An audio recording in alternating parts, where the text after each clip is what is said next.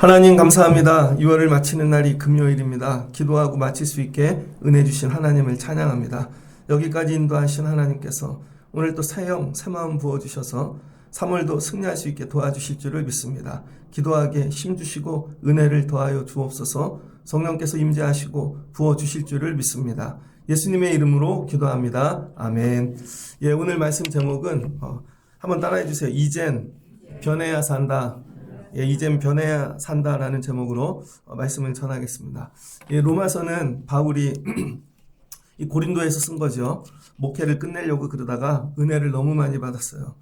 그래서 내 생명 하나님께 드려야지. 그리고 로마 선교, 그 다음에 에스파냐죠. 그때 스페인 땅끝까지 서머나까지 가려고 그렇게 결단을 했습니다. 성령 받으면 어떤 일이 일어나냐면 헌신하게 되어져 있습니다. 성령 받으면 내가 뜨거워지고 그냥 내가 능력받고 끝나는 게 아니라 성령을 받으면요 헌신하게 되어져 있어요.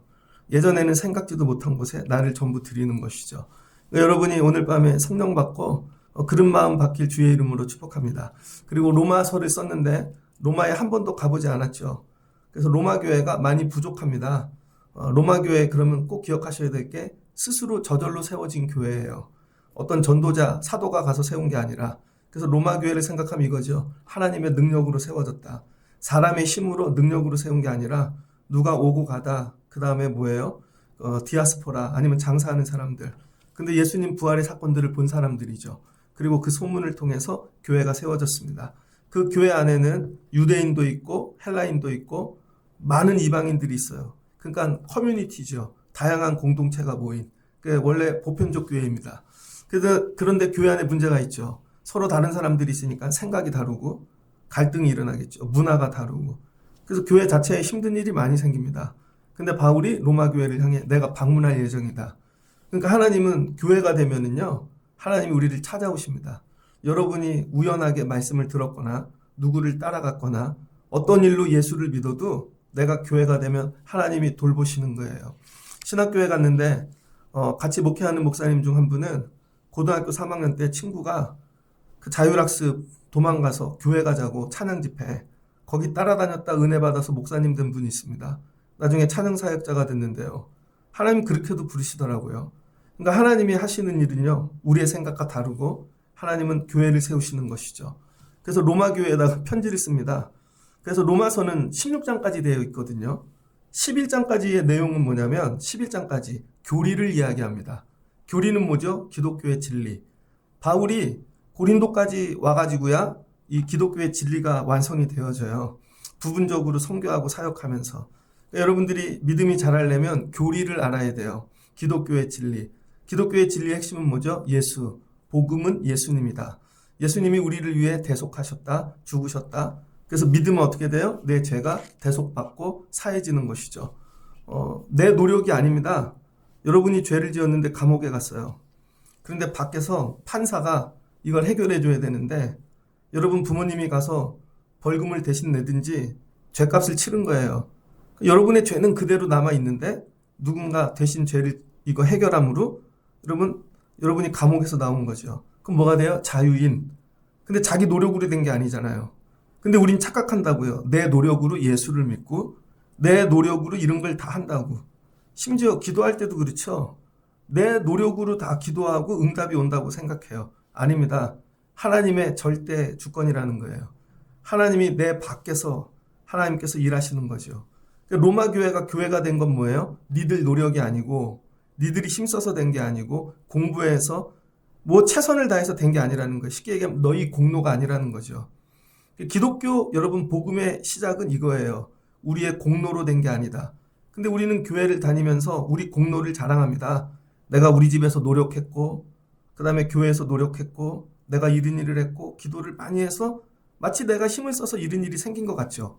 그래서 어떻게 해요? 다른 사람에게도 나만큼 노력하라고 강조하죠. 너도 그만큼 기도해봐. 너도 그만큼 헌신해봐. 그럼 된다는 거예요. 그러니까 애들이 싫어하죠. 주변에 있는 사람들이 싫어하죠.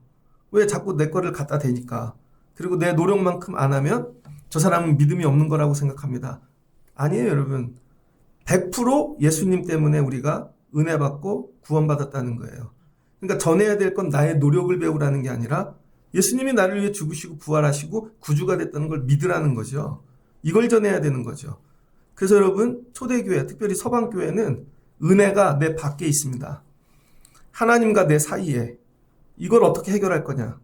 근데 여기서 조금 더 나가면 그래서 구원받았어요, 내가. 칭의, 의롭게 된 거죠. 의롭게 되는 존재는 됐는데 문제는 뭐예요? 감옥에서 나왔는데 속사람이 안 변한 거죠. 성품이. 감옥에서 죽었다가 살았는데도 아직도 못 됐고, 여러분 아직도 강팍하고, 아직도 변화된 게 하나도 없어요. 그래서 그 다음은 자유인, 해방, 구원받은 다음에 내 속사람이 변화되는 게 여러분 목적인 거예요. 어떻게 하면 속사람이 변화될까? 구원받은 자처럼 변화될까? 이게 성화인 것이죠. 그래서 로마서는 11장, 12장을 중심으로 앞에는 교리, 예수님이 구원이셔, 율법으로 구원받을 수 없어. 우리의 노력으로 공로로 되어지는 게 아니야. 이걸 계속 가르치는 거죠. 어떤 사람도 우리의 공로로 구원받지 못한다. 공로를 강조하는 건 캐톨릭이죠.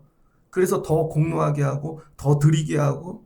아니에요, 여러분. 교회는 여러분에게 공로를 강조하는 데가 아닙니다. 그건 뭐예요? 은혜에 대한 보답인 것이죠. 은혜에 대한 보답. 그래서 32절, 11장 33절에 이렇게 적혀 있죠. 깊도다 하나님의 지혜와 지식의 풍성함이요. 그의 판단은 헤아리지 못할 것이며 그의 길은 찾지 못할 것이로다.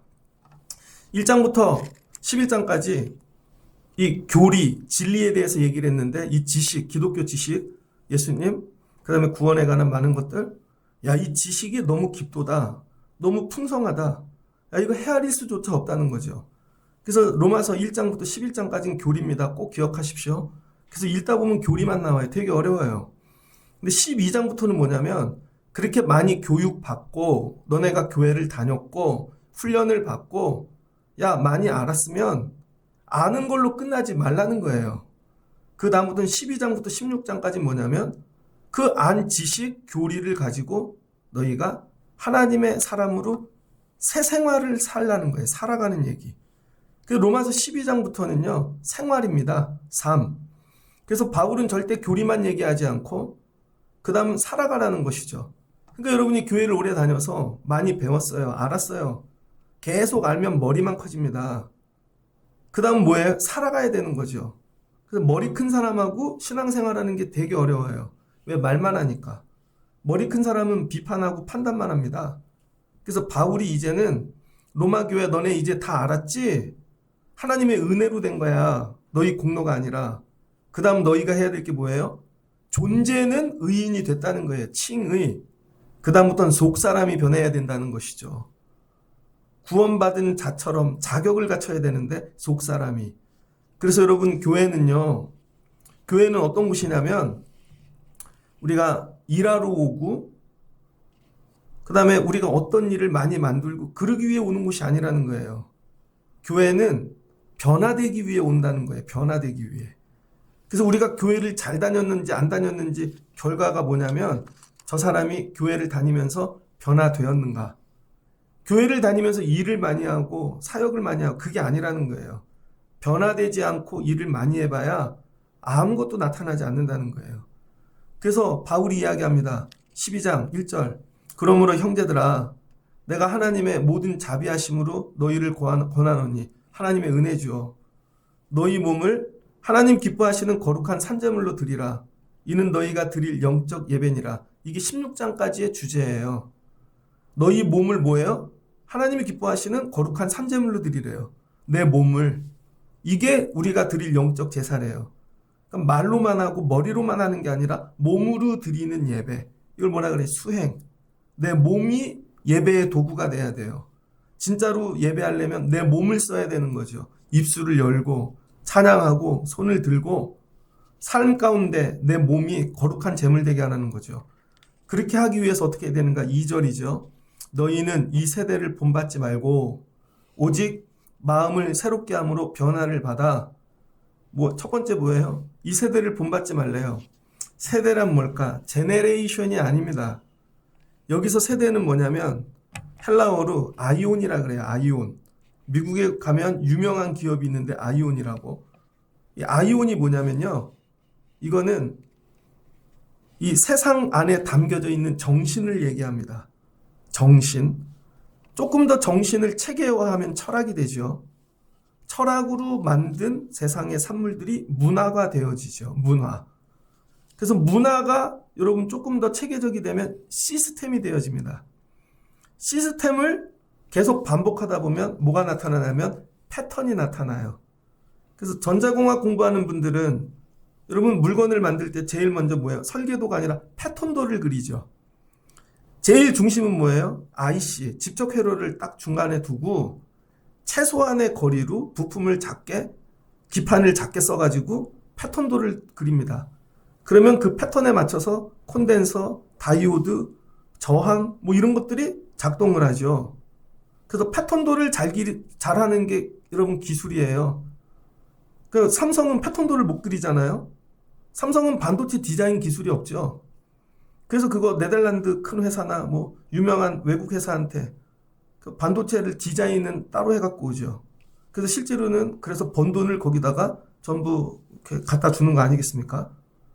그러니까 이 세대라는 건 뭐냐면 세상 패턴을 얘기하는 거예요. 세상 패턴. 세상 방식.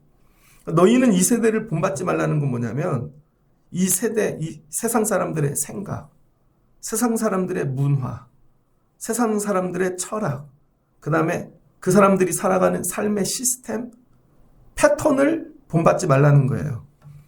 여러분, 로마에서 사는데 로마 사람들의 정신이 있잖아요. 그쵸? 그들의 문화가 있고 삶의 패턴이 있습니다. 우리 애들을 잘 기르려면 여러분 세상의 패턴을 가르치죠. 이런 식으로 살아야 돼. 여러분 대학 보내고 직장 보내는 게 다 그 패턴을 가르치는 거 아니에요? 근데 예수를 믿으면 그 패턴을 버려야 된다는 거예요. 그리고 예수님이 주시는 새로운 정신, 새로운 패턴, 새로운 문화를 가지고 살아야 된다는 거예요. 그러니까 여러분이 예수를 믿고 내가 변화됐는지 안 변화됐는지 그 기준이 뭐냐면 나는 예수를 믿고 세상식으로 사는가, 세상 문화로, 세상 패턴으로, 아니면 예수님이 가르쳐준 정신과 예수님이 가르쳐주신 패턴을 가지고 사는가, 이겁니다. 마태복음 20장입니다. 마태복음 20장에서 예수님이 예루살렘에 올라가시는데 17절을 보니까 12제자를 데리고 가십니다. 그러면서 예수님이 계속 십자가 지실 것들에 대해 예언하시고 그 다음에 뭐예요? 왕이 되신다는 거죠. 그랬더니 그때 세베대의 아들의 어머니가 그 아들들을 데리고 예수께 와서 전하며 무엇을 구하니, 세베대의 아들들은 누구예요? 야고보와 요한이죠. 그런데 그 어머니가 갑자기 나타났어요. 그러니까 예수님의 제자가 되고도 야고보와 요한은 엄마하고 친하게 지낸 거죠. 엄마한테 카톡 보내서 오늘 예수님 했던 얘기 다 얘기하고 어디 가서 했던 거 다 얘기하고 베드로 뒷담화도 하고 그 다음에 다른 제자들도 막 욕하고 그런 거죠. 근데 이 어머니의 꿈이 뭐였냐면은 혹시 주님이 주의 나라가 임할 때 뭐예요? 이 나라의 왕이 될 때 다윗처럼 왕이 되는 일로 착각했습니다. 그래서 몰래 가서 어머니가 먼저 우리 두 아들을 주의 나라에 하나는 주의 우편에 하나는 주의 좌편에 명하소서. 뭐예요? 야고보와 요한이 예수님 따라다니는데 실줄은 그들의 머리, 생각, 정신은 뭐예요? 세상 방식하고 똑같은 거죠. 예수님 잘 따라다녀서 예수님이 왕이 되면 한 자리 해먹으려고, 그래서 예수님 쫓아다녔다는 것이죠. 그러니까 예수님하고 갈등하죠. 여러분도 예수님 쫓아다니고 예배하는데 여러분 머릿속에, 정신 속에는 뭐가 있습니까? 내가 예수님 쫓아다니면 우리 집이 세상보다 더 부자가 될 거야. 우리 애들이 성공할 거야. 혹시 그런 기준으로 오고 있지 않습니까? 그러면 예수를 믿어도 세상 세대하고 똑같이 예수를 믿는다는 거예요. 근데 우린 그거 잘 되면 자랑한다고요. 예수님 쫓아다녀서 높아졌어. 완전히 잘못됐다는 것이죠. 그랬더니 예수님이 뭐라 그래요? 예수께서 대답하여 이르시되 너희도 너희가 구하는 것을 알지 못하는도다. 내가 마시려는 잔을 너희가 마실 수 있느냐? 이 잔은 뭐예요? 십자가죠. 피 흘림. 얘네 진짜 내가 어디로 가는지도 모르고 구하고 있네. 너희가 과연 내 잔을 마시려니와 내 좌우편에 앉은 것은 내가 주는 것이 아니라 내 아버지께서 누구를 위하여 예비하셨든지 그들이 얻을 것이니라. 그랬더니 두 형제가 분이 났어요. 다른 12제자들 10명도 화가 났습니다. 저것들이 엄마를 동원해서 야 우리보다 앞서갖고 저 짓을 하네? 제자들인데 아직 성령 체험 안 하니까 머릿속에 뭐가 있어요?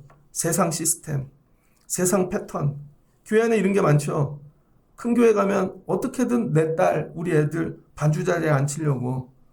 그것도 대예배 수천 명 모이는 교회 앉히면 막 스타가 되잖아요. 어떻게든 앉히려고. 아니죠, 여러분.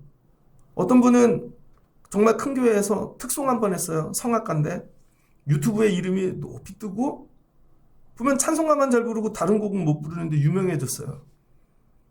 교회 다니는 이유가 뭔가? 큰 교회 다니는 이유. 세상 방식, 세상 패턴 그거 이루려고 가는 거죠. 그래갖고는 안 된다는 것이죠. 오늘 그래서 바울이 얘기하는 게 뭐냐. 이 세대를 본받지 말고 이 세대를. 예수를 믿으면서 여러분이 변화해야 될 게 뭐냐면 세상 패턴을 버리는 거예요. 세상 정신. 이거 쉽지 않다니까요.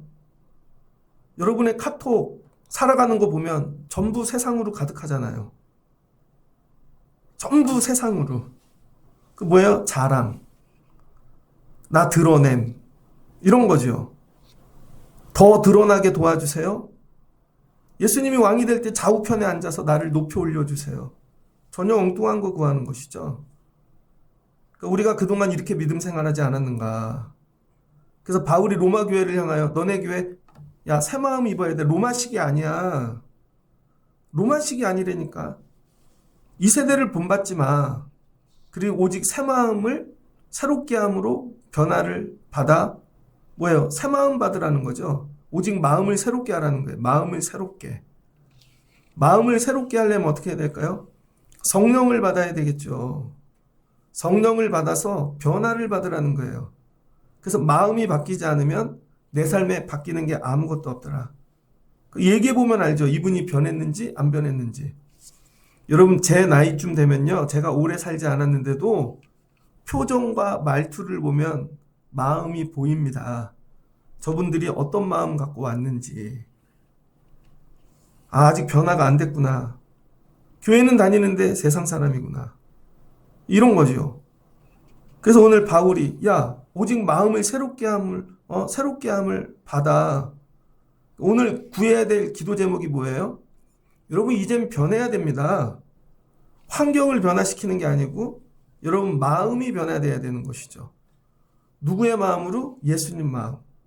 그래서 예수님처럼 생각하고 예수님 철학을 가지고 사는 거죠. 예수님 철학은 뭐예요? 인카네이션. 낮아짐, 작아짐. 내가 나중에는 죽는 거. 이름 없이 빛도 없이. 그냥 하나님을 위하여. 사명이니까. 예배하는 일이 되게 어려울 거예요. 억지로 하면. 근데 이게 사명이면 감당하는 것이죠.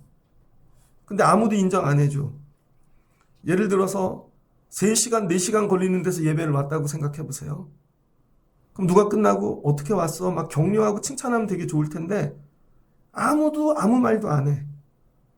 근데 사명이니까 와서 하고 가는 거예요. 갈 때 배고파. 아무도 몰라. 그게 예수님 마음인 거죠. 그럴 때 주님이 찾아오시는 그 위로. 난 이런 걸 경험하는가? 예수 믿는데 왜 중간에 떨어지나? 자기를 몰라준대. 위로를 안 해준대. 위로는 몇 살까지 받아야 될까요? 국민학생, 초등학생도 위로해달래. 중학생도 위로해달래. 청년도 위로해달래. 나이가 40이 돼도 위로해달래. 50이 돼도 위로해달래요. 거기다가 할아버지 할머니들은 더 위로해달래. 언제까지 위로받으실 거예요, 여러분? 왜 그래요? 안에 예수님 마음이 없으니까. 이름 없이 빛도 없이 감당하는 거예요. 그리고 이 변화를 받아 뭐하래요?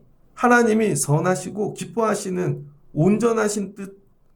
여러분 이걸 분별하라는 것이죠. 여러분이 새 마음을 받으면 어떤 일이 일어나냐면 하나님이 선하게 여기시는 거, 하나님이 기뻐하시는 거, 여러분 이거를 알게 되어지는 것이죠. 그래서 아까 읽었던 마태복음 20장 뒤로 쭉 이어가면 이제 마태복음이 끝나갈 쯤에 예수님이 천국 비유를 하십니다. 무화과 나무를 갖고도 얘기하시고 인자가 올 때 어떤 일이 있는지도 얘기하시고 열처녀 비유도 얘기합니다. 이 비유의 공통점이 뭐냐면요. 세상 방식이 아니라는 거예요. 천국은 마치 등을 들고 신랑을 맞이하러 나간 열처녀와 같다 하리니 다섯은 미련하고 다섯은 슬기 있는 자라. 이 다섯 미련한 여자가 진짜 머리가 나쁘고 그런 여자일까요? 아니에요, 여러분. 세상적이라는 거예요. 세상 패턴.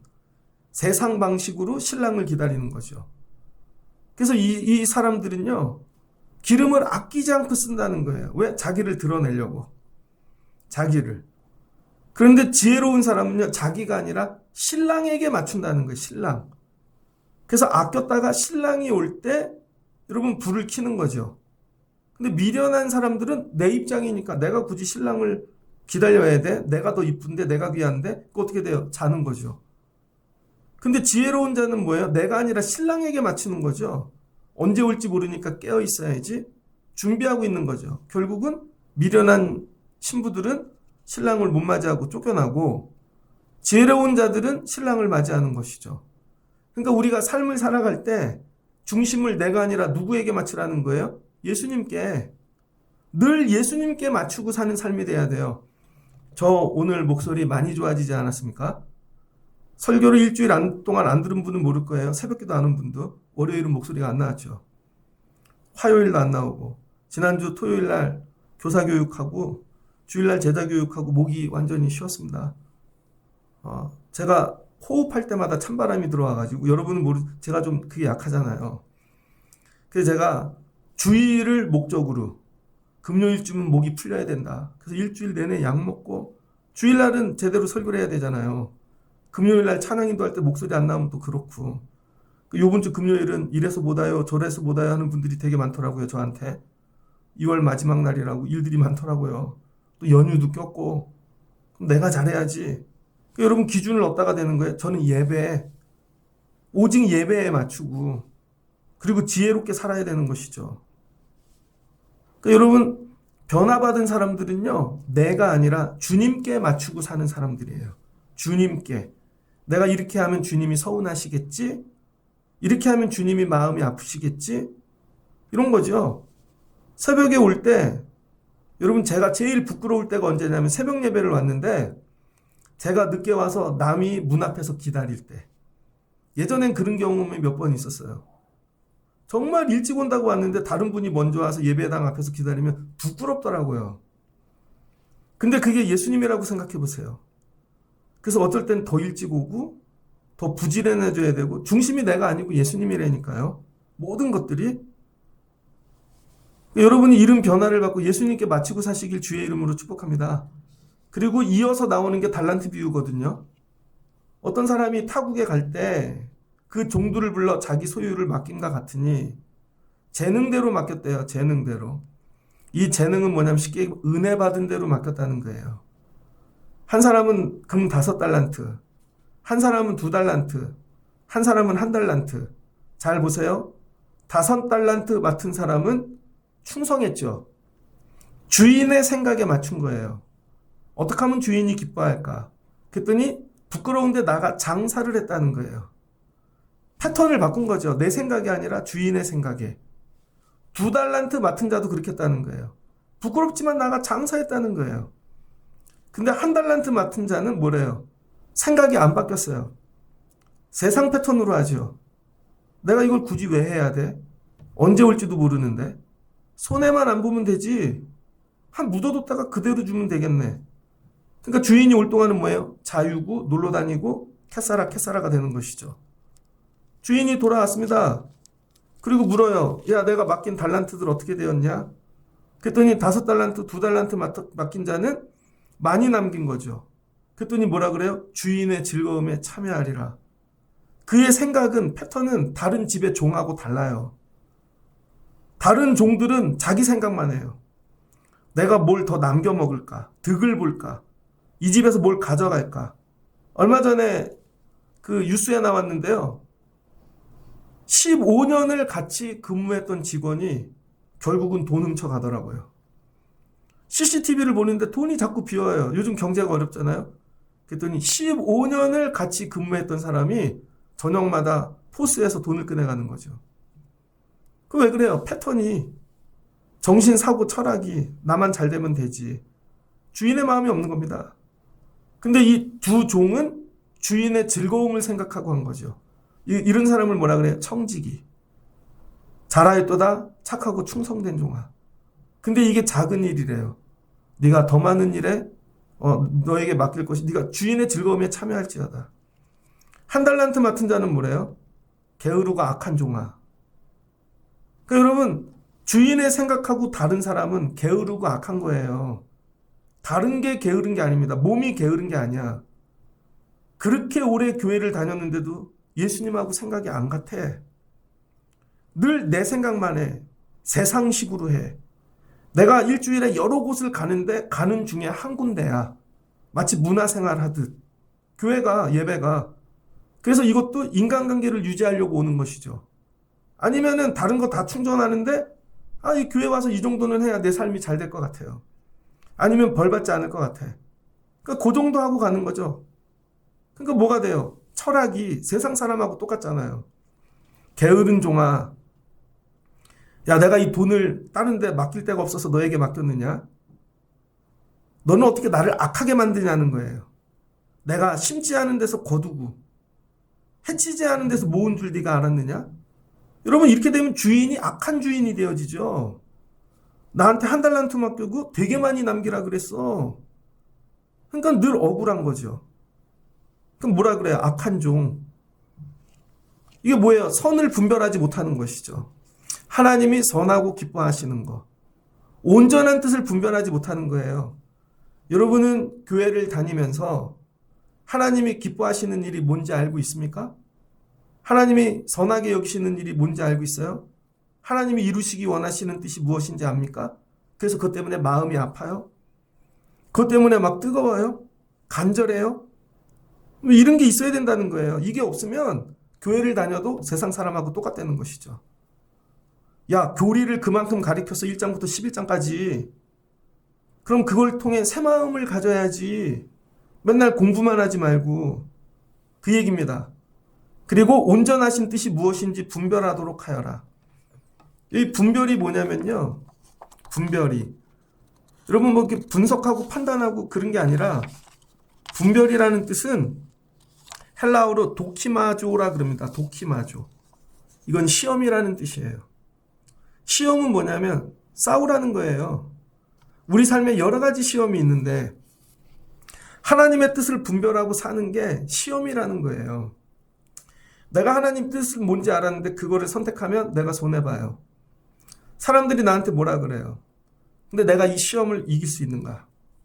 이걸 참을 수 있는가? 그래서 뭐예요? 계속 영적으로 싸우라는 것이죠. 계속.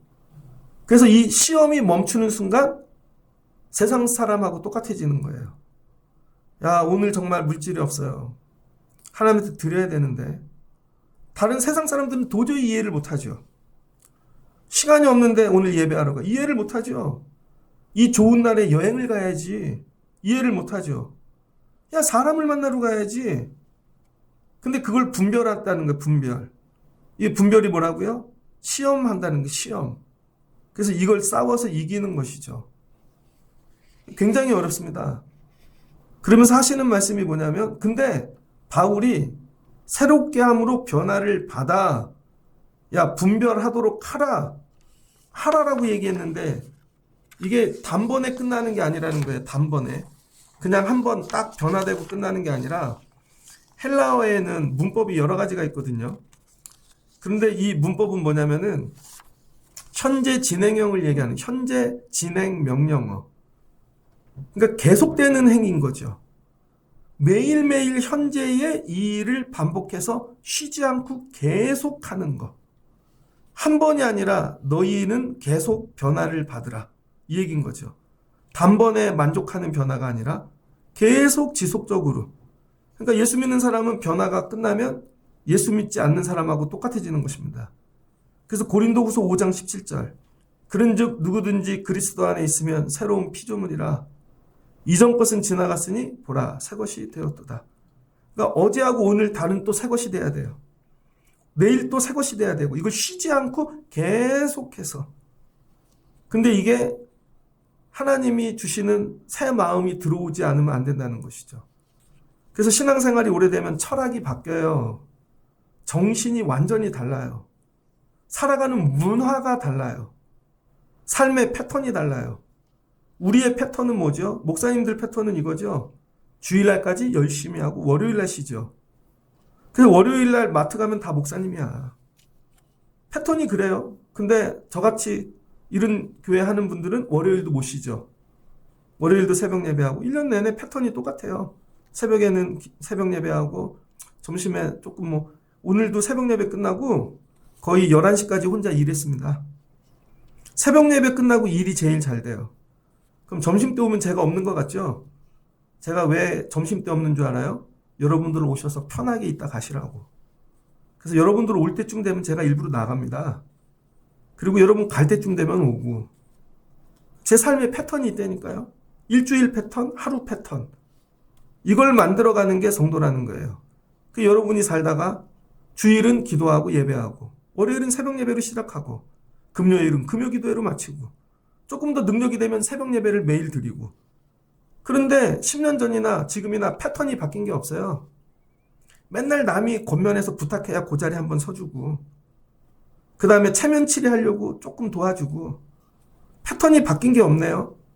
그럼 옛사람이라는 거예요. 이게 어떻게 바뀌는가? 성령 외에는 이게 답이 없다는 거예요. 그래서 바울이 여러분 로마를 지나 이 고린도를 지나 로마를 가는데 어디를 가요? 에베소 교회를 가죠. 에베소에 갔더니 아볼로라고 하는 유명한 아주 진짜 설교자라는 분이 왔다 갑니다. 알렉산드리아에서 대학자. 그래서 사람들이 부응했어요. 엄청 많이. 근데 바울이 가갖고 물은 건 딱 하나예요. 너희가 성령을 받았느냐.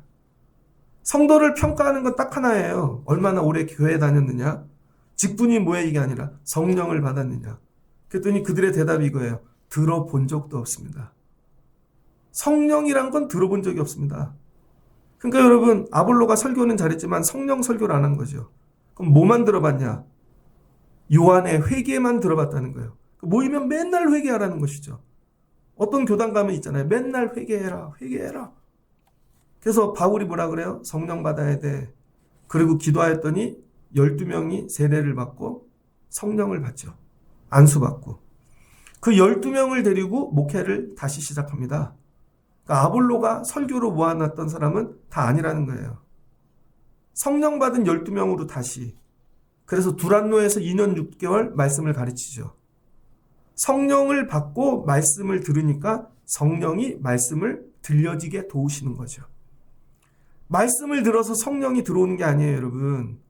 성령을 먼저 받아야 돼요. 예수님도 말씀하시잖아요. 성령을 받아라. 여러분이 성령 못 받으신 분들은 매일 예배 기도 시간에 일찍 와서 다른 거 기도할 거 없어요. 성령을 부어주세요. 반주를 하는데 반주 못해도 괜찮아. 하나님 성령을 부어주세요. 성령으로 반주하게 도와주세요. 그러면 틀려도 은혜가 있습니다. 저는 우리 찬양단이 악보 안 보고 하면 좋겠어요. 그래서 다음 주부터 악보를 안 만들려고요. 주일날도 외워서 하게 하려고요. 그러면 찬양을 잘합니다. 그래서 진짜 악보 없는 교회를 해볼까 해요. 이제 찬양을 못 외우면은 앞에서 다 틀릴 거예요. 그걸 외워야죠. 성령으로 기도하고 가사를 묵상하고 그러면 좋겠습니다. 찬양단 하지 말아야겠네. 이거 뭐예요? 이건 시스템이 성령의 시스템이에요. 성령의 시스템. 그래서 여러분 성령을 받게 하고 말씀을 2년 6개월 가르쳤더니 에베소 교회에 놀라운 부흥이 일어나죠. 그렇게 세운 교회가 에베소가 처음이에요. 그랬더니 소아시아의 7교회들이 막 세워지면서 부흥이 일어나죠. 그게 뭐예요? 마음을 바꾸는 거죠. 마음을. 저는 여러분들 마음에 관심이 있습니다. 저분이 마음이 바뀌었나? 이런 거죠. 이제는 오래 서로 관계를 잘 알아서 뭐 불편한 걸 잘 알아. 그래서 불편한 소리 들을 것 같으면 침묵하고 얘기 안 하고 모른 채 하고 그 자리에 안 오고 그리고 좋은 관계를 유지하고 사는 거죠. 그게 패턴이 돼버렸어요. 이 패턴이 깨져야 된다니까요. 오직 예수 그리스도의 마음이 들어와서 성령이 들어오면 어떤 일이 일어나는가? 갈라디아서 5장 22절로 23절입니다. 오직 성령의 열매는 성령이 주시는 생각이라는 거예요. 이 열매가. 그렇게 이해하시면 됩니다. 오직 성령의 열매는 뭐라고요? 성령이 주시는 생각은 사랑과 실학과 화평과 오래 참음과 자비와 양성과 충성과 온유와 절제니 이 같은 것은 금할 법이 없느니라. 그래서 누구를 만나면 성령이 주시는 생각이 뭐냐면 저 사람 안 됐다. 밥은 먹고 왔나? 야, 뭐 일 없나? 그럼 어떻게 손이 가죠? 힘들지 않으세요? 어떠세요? 근데 우리는 아는 체를 하면 이거죠. 일이 떨어질까 봐. 혹시 내가 어떤 일을 맡을까 봐. 제가 전도사를 했는데요. 조그만 교회는 뭐 목사님하고 같이 있어야 되잖아요. 그게 얼마나 불편한지. 목사님 없는 시간에 가려고 애를 쓰는 거죠. 왜? 만나면 일이 떨어지니까. 코로나 때 교인들은 교회 안 오고 목사님들끼리만 모여 있으니까 주먹질하고 싸우는 교회들이 많았답니다. 사무실에 앉았다가 결국은 네가 하지 나만 시켜. 왜 그래요? 성령이 주시는 생각을 하지 않으니까. 성령의 첫 번째는 사랑이에요. 전 여러분이 변화되면 좋겠어요. 저는 여러분이 살아나면 좋겠어요. 이렇게 예수 믿어서는 안 돼요. 여러분이 경험하고 알고 있는 방식이 온전하지 않을 수 있어요. 변화돼야 됩니다. 부모님이 가르쳐주고 어디서 배운 것들이 다가 아니라는 거예요. 이런 거죠. 세상 일은 여러분이 전문가죠. 저는 컴퓨터 잘 못합니다. 여러분 음악하는 김기중 집사님보다 저 음악은 몰라요. 그래서 저는 음악할 때 그분 얘기 들어요. 컴퓨터 업자가 오면 제가 그분 얘기 들어요. 그분이 전문가니까. 근데 성경은 제가 더 전문가 아닙니까? 여기서 정말 저를 성경적으로 이기실 분 있어요? 정말로 신학적으로? 안 되잖아요. 그럼 전문가 얘기를 들어야죠. 하나님께서 저와 여러분에게 원하는 거, 야, 성령이 주시는 생각으로 살아. 날마다 사랑, 그 다음 희락. 여러분이 들어가면 기쁨이 있는가? 난 쟤만 오면 짜증나. 이게 아니라 기쁨이 있는가? 여러분이 오면 화평이 일어나는가? 저 우리 교회 모임들을 유심히 봅니다. 한마디도 대화 안 하는 모임들이 되게 많아요. 찬양단은 모이면 서로 인사하는가? 오면 서로 껴안고 서로 격려하고 지난주에는 아파서 못 온 분도 있는데 서로 연락은 했나? 그런 거 관심 없죠. 청년부는 우리 모두는 그런 거죠. 오래 참습니까? 나하고 좀 다르면? 충성, 온유, 절제 이런 것이 있냐는 것이요. 그런데 이게 예수님이 주시는 철학이고 예수님이 주시는 삶의 패턴이 돼야 된다는 거예요. 근데 성령 받지 않으면 육체의 일을 생각한대요. 갈라디아서 5장 19절로 21절입니다. 육체의 일은 뭐냐? 육신이 주는 생각이래요. 여러분의 몸이 막 생각을 줘요. 음행, 더러운 거, 호색. 제가 예전에 롯데백화점을 갔습니다. 정말 모델같이 생긴, 제가 어디서 보니까 콩 하나가 영어로 뭔지 알아요? 콩 하나가? 웃을 준비하세요. 원빈. 콩 하나가 원빈이래요. 원빈처럼 생긴 분이 핸드폰을 들고 매장에 서 있는데 깜짝 놀랐어요. 핸드폰의 배경화면이 음란 동영상이에요. 청년인데 진짜로 그게 사진이 아니라 동영상으로 계속 도는 화면이 있죠. 왜 그래요? 그 생각을 주는 거죠. 더러운 것, 호색, 우상숭배, 주술, 원수 맺는 거. 어떻게 하면 원수가 되나? 분쟁, 시기. 이게 몸에 담겨져 있습니다. 교회는 오래 다녀도 성령 받지 않고 육체의 일을 따라 행하는 자가 일어나면 교회 이런 분열이 일어나죠. 어디가 그랬어요? 고린도 교회. 바울이 이걸 겪은 것입니다. 그래서 뭐만 있어요? 자랑만 있죠. 그 같은 것들이 전에 너희에게 경계한 것 같이 경계하노니 이런 일을 하는 자는 하나님 나라를 유업으로 받지 못할 것이요. 그러니까 왜 변화돼야 되냐? 변화되지 않으면 하나님 나라를 못 받는다는 거예요. 그래서 교회의 존재의 목적은 여러분을 이 땅에서 잘되게 만드는 게 아니라는 거예요. 공부를 못하는데 기도해서 더 잘하고, 가난한데 부유해지고, 직장이 없는데 출근하고 부유해지고 장가 잘 가고, 그게 아니라는 거예요. 교회의 오직 존재의 목적은 뭐예요? 오늘 바울이 얘기한 거, 이 세대를 본받지 말고 오직 마음을 새롭게 함으로 변화를 받아. 그러니까 교회는 뭐예요? 여러분을 변화시키기 위해 존재한다는 거예요. 뭐를? 마음을, 정신 상태를, 삶의 시스템을, 여러분의 삶의 문화를 바꾸는 거예요. 문화를. 예전에는 그런 모임에 갔는데 이제는 안 가. 그런 모임에 갔는데, 제가 연세대학교에 대학원에 공부하러 갔습니다.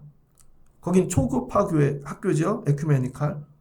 모든 교단이 모이는데요. 되게 재밌습니다. 어느 교단의 목사님들을 오면 조직을 만들어요. 아무도 얘기 안 했는데 스스로 나와서 자, 우리가 회장을 뽑읍시다. 그리고 스스로 회장이 되고 조직을 만들고 자기네가 그냥 모든 권한을 가져가더라고요.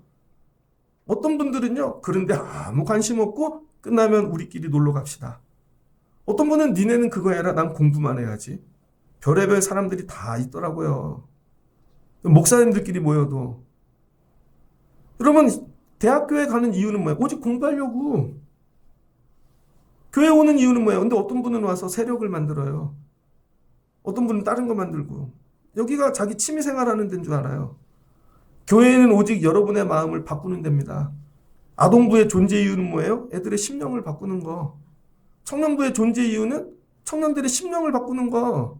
청년들을 출세시키는 데가 아니라는 거예요. 그러면 마음의 변화를 받아 하나님이 원하시는 것을 기쁘고, 여러분 이거 판별하고 이거 치열하게 분별하고 살면 하나님이 은혜를 주신다는 것이죠. 하나님이 어떤 은혜를 주실지는 몰라요. 근데 나는 하나님이 주신 마음 가지고 하나님이 기뻐하는 것을 그냥 계속 추구하고 가는 거예요. 그 결과는 모르는 거예요. 그 결과가 고난일지 어려움일지 계속 이렇게 사는 건지는 몰라요. 그러나 그 일을 그냥 계속 하는 거예요. 이 땅에서 아무 보상이 없어도 그 일을 하라는 거예요. 어떤 보상이 있어서 하는 게 아니라는 거예요. 이거 하나님이 나에게 주신 거야. 하나님이 나에게 이렇게 주셨는데 은혜를, 그럼 이거 감당해야지. 아무도 몰라도. 그러니까 교회가 존재하죠. 세상 방식 똑같이 하면 교회는 사라지겠죠. 그럼 하나님이 뭘 주신대요? 은혜. 그래서 3절 이어집니다. 내게 주신 은혜로 말미암아 너희 각 사람에게 말하노니 마땅히 생각할 그 이상의 생각을 품지 말고. 이제 이해됐죠? 이 생각이 뭐예요? 마음의 변화를 받은 새 생각입니다. 새 생각. 예수 그리스도의 마음. 오직 하나님께 각 사람에게 나누어 주신 믿음의 분량대로 지혜롭게 생각해라. 각 사람에게 하나님이 각자 믿음의 분량대로 지혜롭게 생각하는 걸 주셨다는 거예요. 목사는 목사대로. 여러분, 제가 목회에 대한 지혜를 받아야 교회를 하죠. 찬양가는 찬양에 대한 지혜를 받고, 저 김기중 집사님 무지기도 합니다. 교사들 무지기도 합니다. 어제는 아침에 어디 볼 일이 있어서 아침에 빨리 일하고 어디를 갔다 오는데, 길에서 박현미 권사님이 걸어오시더라고. 걸어올 때 그 표정을 제가 봤어요. 분명히 교회 가는 길이야. 저쪽에서 걸어오시는데. 그래서 일 보고 교회 왔더니 혼자 보아스 청소하시고, 혼자 2층에 올라가서 다음 주에 오픈할 거 혼자 차 만드시고 쓸고, 오후 늦게가 됐는데 혼자 기도하시고 혼자 청소하시고 하루 종일 그러다 가시더라고요. 저하고 역할이 다르잖아요. 수술 받고 병이 났는데 오늘 날짜만 생각하고 사셨겠죠. 그 딸은 와서 여기 글씨를 바꾸고, 약간 배꼽이 보이긴 하지만 옷을 짧은 걸 입고 와서 또 앉아서 기도하고 가고, 걔는 걔 믿음의 분량대로 내가 할 수 있는 일이 뭘까? 하나님을 위해. 말뚝으로 이 글씨를 바꾸잖아요. 이 글씨도 다 바꾸고. 내 믿음의 분량대로 하나님을 위해 선하게 할 수 있는 일들을 주신다는 거예요. 다 다르게. 그래서 그 사람들을 뭐라 그래요? 어떤 이는 교사로, 어떤 이는 목사로, 어떤 이는 가르치는 자로, 어떤 이는 위로하고, 어떤 이는 구제하는 자로. 다 하나님이 다르게 부르셨다는 거죠. 아, 하나님이 나 이렇게 부르셨구나. 그래서 이들이 연합하면 퍼즐이 맞춰지듯 온전한 교회가 된다는 것이죠. 믿음의 분량대로, 여러분 믿음의 분량대로 여러분 마음의 변화를 받으세요. 애는 애만큼 변화되는 거고 어른은 어른만큼 변화되는 거고. 하나님, 제가 아직도 마음의 변화가 없어요. 마치 교회의 모든 일이 세상 놀이 같아. 아니잖아요. 호칭만 권사님이야. 호칭만 목사님이고 세상식이야. 그러면 아무 일이 일어나지 않는다는 거예요. 정말 예수님 마음을 받아야 돼요. 그걸 내가 얘기할 수 있는가? 집사님 그렇게 하는 게 아니야. 권사님 그렇게 하는 게 아니에요. 저는 우리 권사님, 여러분들은 되게 권사가 아닌 걸 감사하십시오. 여러분들이 모르는데 권사님들 저한테 매일 불려다닙니다.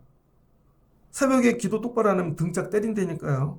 권사쯤 되면 소리를 내야지. 오늘도 일어서 갖고 했어요. 연습했어요. 위에서. 이따 해봐야지. 또 안 하면 짝소리 나면 등짝 맞는 거예요. 권사쯤 되면 이렇게 기도해야지. 그렇게 돼야죠, 여러분. 나중에 장로님쯤 되면 주야! 이게 상식 아니에요? 여러분, 제가 목사인데 강단에 올라가서 여러분 기도하세요. 그럼 이게 은혜가 되겠냐고요.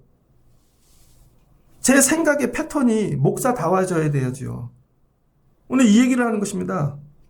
각자 믿음의 분량대로 하나님이 지혜롭게 생각을 주셨다는 거예요. 그 생각을 쓰십시오. 그리고 뭐예요? 문화를 만들라는 거예요. 그 문화가 뭐예요? 위로. 그 문화가 구제. 그 문화가 부지러움. 긍휼히 여김. 서로 사랑하는 거. 악에서 떠나는 거. 그러면 로마 교회가 어떻게 돼요? 좋은 교회가 된다는 거예요. 형제를 사랑하고 서로 우애를 존중하고 소망 중에 즐거워하며 환난 중에 참으며 기도에 항상 힘쓰며 성도들의 쓸 것을 공급하고 손 대접하기를 기뻐하라. 그 이후에 계속 그리스도인의 생활이 나오죠. 이게 뭐예요? 내가 몸으로 드리는 거룩한 산 영적 제사라는 것이죠. 엉뚱하게 이상한 이론 만들어내지 마시고 예수님 마음 갖고 이렇게 사는 게 예배라는 거예요. 로마 교회야 너희가 이런 교회 되면 좋겠다. 이제 좀 변화되자. 여러분이 이렇게 변화되시는 분들 되시길 주의 이름으로 축복합니다. 교회 갔다 와서 뭐 했는데 예배하고 생각이 바뀌었지. 이게 맞는 거죠. 많이 깨달았지가 아니라 생각이 바뀌었지.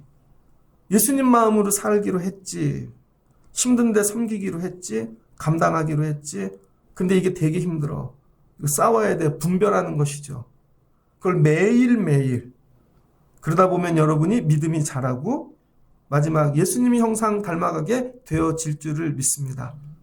오늘은 이걸 놓고 기도하는 밤이 되면 좋겠어요. 근데 이런 거죠. 설교는 열심히 해줬어요. 바울이 했던 얘기를 그대로 해드렸잖아요. 바울이 한 얘기인 거죠. 바울은 예수님이 주신 마음이고 근데 문제는 듣긴 좋은데 내가 이걸 사모하는가? 정말 이 변화를 원하는가 내가? 아휴, 내가 지금 무슨 이런 거죠. 여러분이 사모하고 오늘 마음의 변화를 놓고 기도하십시오. 예수님 마음으로 변화되게 해주세요. 그 모든 것들이 아파 보이게 내가 해야 될 일을 보이고 알게 하시고 감당하게 하시고 그러면 저절로 세워질걸요? 그럼 누가 아픈지 위로가 될걸요? 저분이 어떻게 왔나? 야, 어떻게 사나? 오늘 왜 그분은 안 오셨나? 어떻게 됐나? 잘 오던 김판수 권사님 오늘 왜 안 오셨지? 나한테 문자가 없었는데. 싸웠나? 어디 놀러 갔나? 3월달까지 이렇게. 3월 1일이니까. 이런 거죠, 여러분. 예수님 마음. 해보세요, 예수님 마음. 한번 마지막으로 따라해 주시기 바랍니다. 이젠 변해야 산다. 여러분 똑같이 신앙생활 해갖고는 아무 일도 일어나지 않습니다. 이젠 마음이 변화돼야 돼요. 오늘 밤 기도하시다가 마음이 변화되는 여러분들, 그래서 주님이 보실 때 야, 네가 충성된 종이다. 야, 이걸 맡겼는데 그걸 남겼어? 주님, 좌우에 한 자리씩 주세요가 아니라 십자가를 제가 지겠습니다. 그 잔을 제가 마시겠습니다. 여러분, 이런 성도들 되시기를 주의 이름으로 축복합니다. 근데 우리 애들이 이렇게 변화되고 생각해봐요. 너 여기가 어떻게 힘든데 왔어? 아니에요. 전 이건 감당하고 싶어요. 근데 그 아이에겐 그게 되게 벅찬 일인데 어른이 볼 땐 별거 아니죠. 근데 하나님이 그 아이를 복 주시는 거예요. 힘을 주시고. 여러분, 우리 예배의 자리가 이런 예배의 자리 되어지기를 주의 이름으로 축복합니다. 가슴에 한번 손을 대고 주님, 변하고 싶어요. 여러분, 교회에 변화되기 위해 올라오시는 여러분들 되시길 주의 이름으로 축복합니다. 같이 기도하겠습니다. 좋으신 하나님, 감사합니다. 로마 교회가 생겼습니다. 그것도 세계에서 제일 큰 도시에 정말 헬라인들, 유대인들, 이방인들 각양각색의 사람들이 모였습니다. 그래서 바울이 1장부터 11장까지 예수님이란 누구인가, 구원이란, 믿음이란, 칭의란, 율법이란 다 가르쳐 줍니다. 자, 이제 배웠지? 지식으로 구원받는 게 아니야. 이 다음엔 이제 행해야지. 그래서 예수님 뜻 날마다 분별하고 새 마음을 받고 세상 시스템, 세상 방식, 패턴을 버리고 하나님의 식으로 살아가는 자가 되거라. 오늘 가르쳐 줍니다. 우리는 그렇게 살고 있는가? 교회 오는데 세상식으로 삽니다. 세상식으로 배운 것 같고 교회 헌신하고 우리가 일하고 그러니 교회가 세상이 되었죠. 하나님, 우리가 새 마음 갖게 하옵소서. 그러면 우리가 들어가는 가정이 하나님 나라 되어질 줄을 믿습니다. 우리가 새 마음, 새 패턴, 새 문화를 배우면 들어가는 모든 것이 하나님 나라 되어질 줄을 믿습니다. 오늘은 변화받고 내려가는 밤, 내 마음의 심령의 변화를 받는 밤 되게 하여 주시고 사랑하는 자녀들, 성도들, 내가 기도해야 될 자들, 형편이 아니라 그들의 마음이 변화되기를 기도하는 밤 되게 하여 주옵소서. 예수님의 이름으로 기도합니다. 아멘.